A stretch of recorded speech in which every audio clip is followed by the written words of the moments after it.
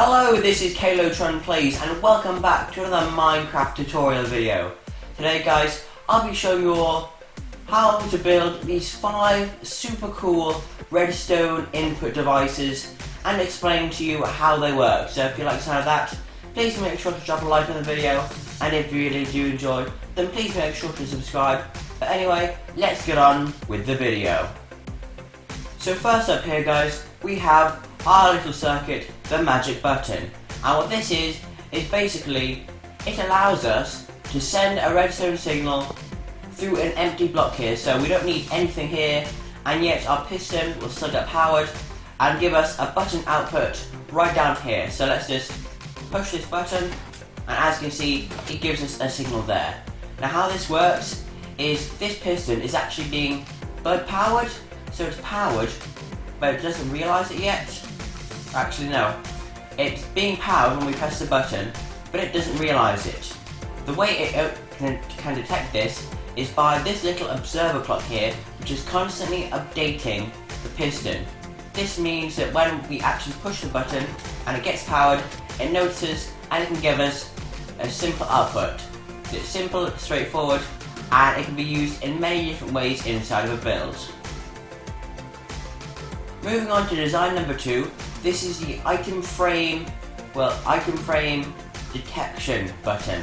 What this does is basically every time you turn the item in the item frame, you can get a little button output, a little short pulse output.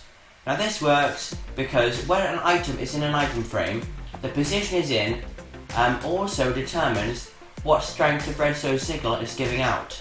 Now this can be read by a comparator, and it outputs this signal into this redstone dust. The observer then detects the change in the power level and uses this to give us a button signal. So it's really quite nice and simple, and it can work pretty much anywhere in your base. Moving on to design number 3, we have 2 versions for this one. A simple hopper item detection button and a specific item detection button. So how this first one works is we can just go ahead, take any old item, let's get nether quartz ore for example, throw this on the block in the middle, and as you can see we get a short output there. That's because we have a minecart with hopper trapped inside this block. It then sucks, when we throw an item on the ground, it sucks it up, puts it into this hopper, and puts it into this chest. Now when it goes through the hopper, this comparator detects this and gives us a nice little button output, which we can use to activate whatever circuit we want. This circuit here is very similar, however, it requires us to have a specific item. For instance, in this case, we have a tripwire hook named key. How this works is we throw our key on the ground there, and as you can see, similar setup, we have a minecart with hopper trapped inside this block. It picks up the item, however this time, it goes through a sorting system here, this little sorting system circuit. As you can see, we have all the filters just to make sure the right item goes in there, and it goes through here. Once it's the right item detected, this torch will be unpowered, allowing this key to move through this hopper and into the chest, and that gives us a nice comparator output of a button signal. So this is also a very kind of nice design. It can fit in anywhere you have a floor, which is practically everywhere. So this is a nice design, and it can fit pretty much anywhere. Moving on to our next design, design number 4, we have the redstone torch key input. So how this works is, let's just grab ourselves a redstone torch. All we need to do for this input is place our redstone torch on this block, and as you can see we get a quick output before the torch is destroyed. So, our torch is placed down, gets destroyed, and we get a nice output from our redstone lamp. So how this works is when we place down our redstone torch, it powers this sticky piston down here through the block. When it gets powered, it pushes the block up and then destroys our redstone torch right here.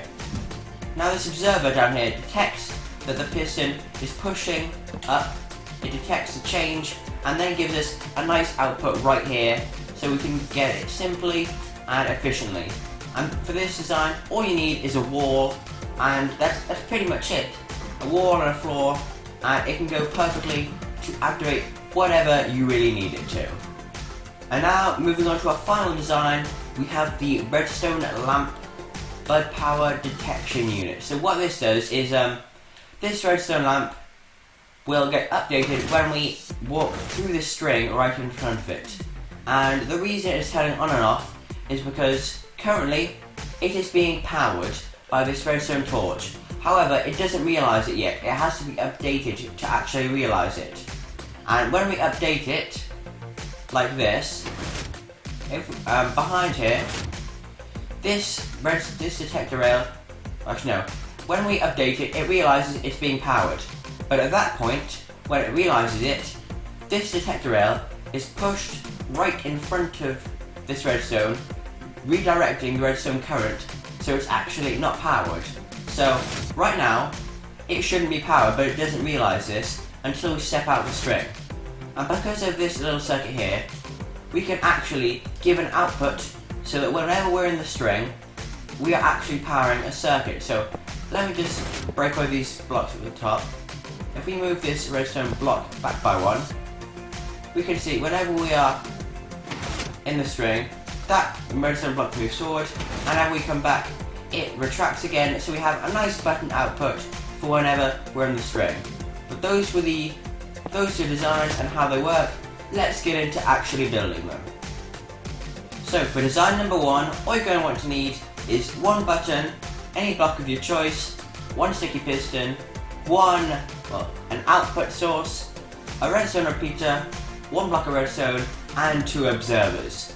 So first of all, we're just going to set our output here, the redstone repeater, and for now, this redstone lamp will serve as any output you could have, like this could go into any circuit at all, but it's just to show that it's working.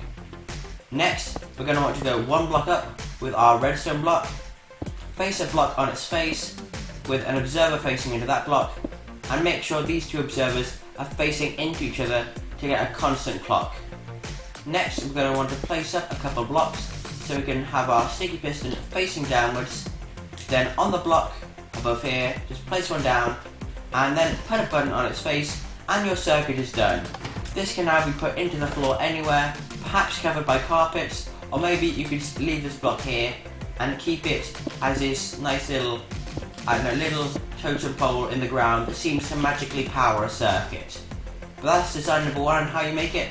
Let's move on to the second design, the item frame detection unit.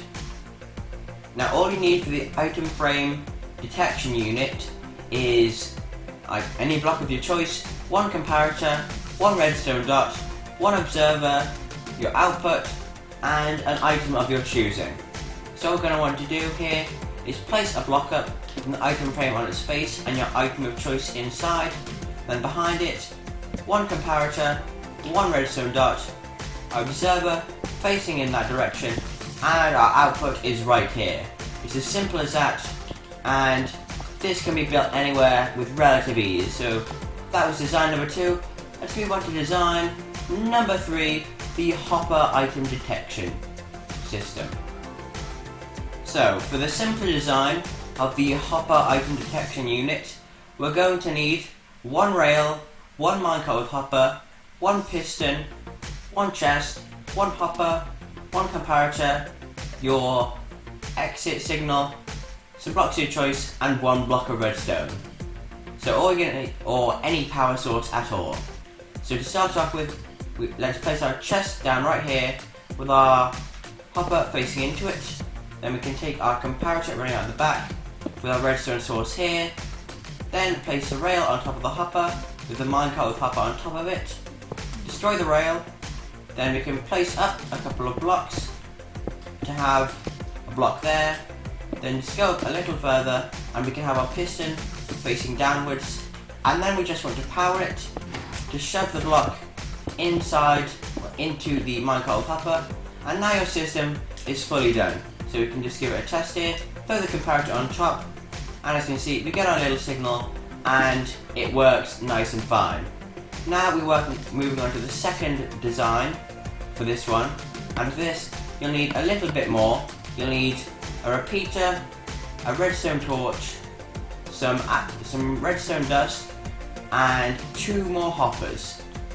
So for this one, what I want to do is start off with the sorting system part. So take your blocks and your redstone comparator and your repeater, and first of all you want to place a block down here with the redstone torch on its face. You then want a repeater running into that with a block behind it, and you want a line of blocks running along the top just like that. Next you want to have your redstone running along like this with a comparator facing in this direction. Next thing, we're going to want to place 2 blocks out here and have our hoppers running out in this direction. Next, we're going to place our chest down here, chest down on this block, and have our comparator running, our hopper running into that. Next, we want to take a block up, and we're going to take our comparator right here, place it on that block with our output right here. Now, the next step is to have a rail on top of here with my carbon copper, remove the rail, and same as before, we're going to shove a block into this. So we just want to take up a couple of blocks like this. Here we go. We place our piston facing downwards, just like that, and then power it however you like to. There we go. And the final step for this one is we need to have 44 of a renamed item and 3 of a different renamed item, which is going to be your key. So for your random items, these should be renamed just so they don't get mixed up with any other items that could be thrown in here. And you want to place them like this: 3 in these end 3 slots, 41 in the second, and then we can drop our 3 keys in here and they will flow through the system. So you'll have 1 in the chest, 1 in this hopper below, and 1 in this hopper here. And that is all there is to it, to this system. So now we can move on to the next system, the Redstone Torch key. Now by a long shot, this design is the easiest of the lot. All you need is 1 sticky piston, 1 observer, and your output, as well as a torch to activate the circuit whenever you go up to it. You don't even actually need a torch, you can just have redstone and wood on you at the time, so you can easily activate this. So all you need to do is place the sticky piston facing upwards, have your block on top of it, then we want to have the wall here, so let's just give like a little demonstration here. Then we just want an observer facing into the piston, just like that, and your output will be right here. So now we place down our torch and the system works just like that. Pretty simple and pretty easy to make. Now this one is definitely the hardest of the lot to make, simply because of all the weird mechanics behind it, but all you need is 1 piece of string, 1 redstone lamp, and 1 for your output perhaps, 1 block of redstone, 1 redstone torch, 1 detector rail, 2 observers, 2 dots of redstone, and 2 sticky pistons. So what we're going to want to do for this is place a block up with our redstone lamp on its face, then have 2 observers running out of that with a block up right behind them. Then we want to place 1 of our redstone dots here with a torch on the back of the block. Then place down your second piece of redstone and your detector rail right here. Then we can place our sticky piston facing in this direction and another facing backwards with a redstone block on its face.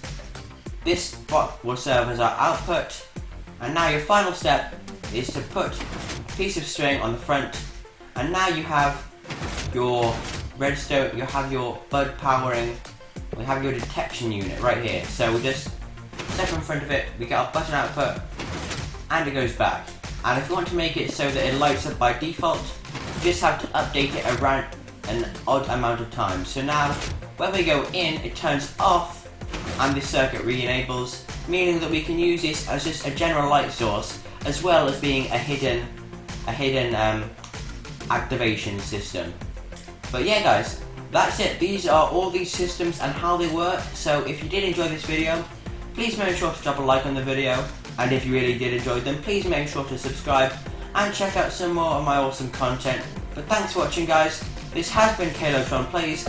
I'll see you all in the next video. Goodbye!